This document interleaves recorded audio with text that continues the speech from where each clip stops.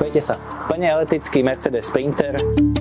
Elektrické vozidlo sme si dovolili kúpiť z toho dôvodu, že sme chceli byť niečím odlišný od našej konkurencie. Ide o model, ktorý má silnejšie batérie a tak bez problémov pokrie komplet celý rozvoz. A ak náhodou nie, vodiči si môžu spraviť aspoň dlhšiu obednú prestávku. Aha, koľko tu je miesta?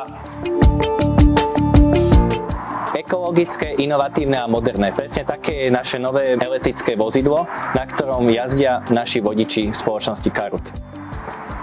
Sem už naftu liať nebudeme, ale aspoň táto časť nebude špinavá.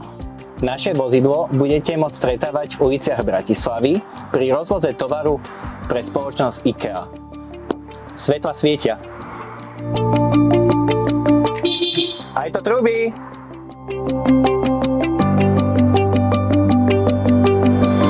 Keď nás stretnete, určite nám zamávajte, naši vodiči sa potešia.